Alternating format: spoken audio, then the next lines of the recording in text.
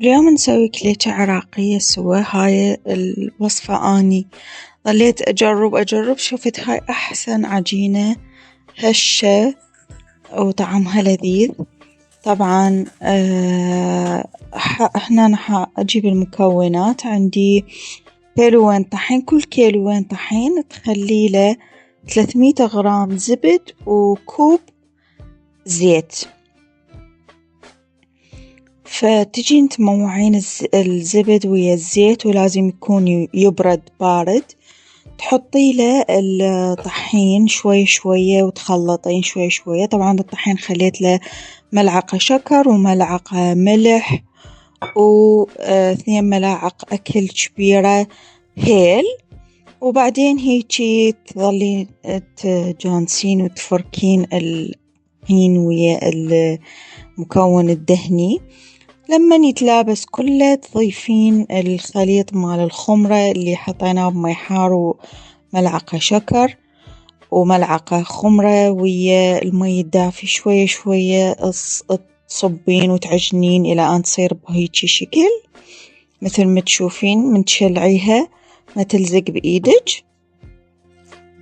ولما توصل هاي المرحلة أن تقوم هيك تصير العجينة ما تلزق بإيدك وتحسيها يعني كلش صارت المقومات متماسكة يعني فايتة ببعضها، نغطيها بكيس النايلون ونعوفها تختمر فشي ساعة. نجي هسه نحضر الحشوة. خلي مكون وطبعا ويا كل شي أخلطه راح أحط ملعقة هيل، ملعقة شكر، وبعدين مثل أخليها تصير يعني تلزق أو تلزق هيجي تصير مثل العجينة. الحشوة أضيف لها حليب مكثف حتى تعطيني هذا القوام اللي من أحشيه بالكليتشة راح تصير لي مثل الحلقوم وما تتفركث الحشوة.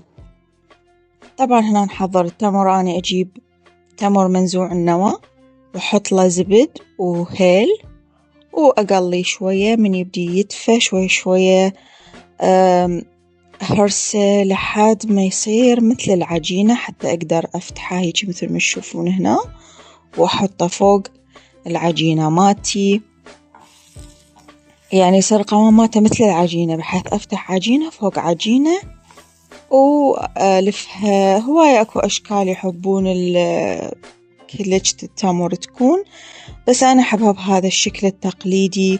وأحب أخلي رشة واحدة من حبة السودا على العجينة بحيث أكو قطع تطلع لي بيها حبة سودا وأكو تطلع قطع بدون حبة سودا للي ما يحب طعمها.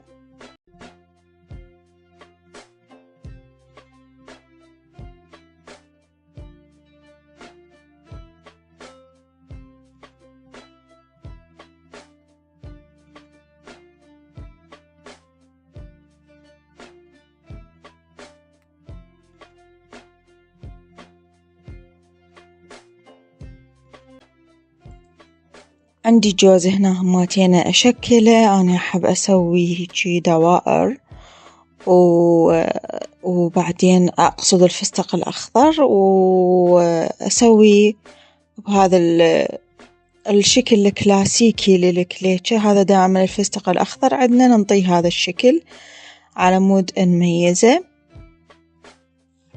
شكلت التمر والفستق الأخضر وحخلي بالصينية وراها أدهنه بصفار البيض وكريمة الطبخ. طبعا ما نسيت أخلي هاي المقطع.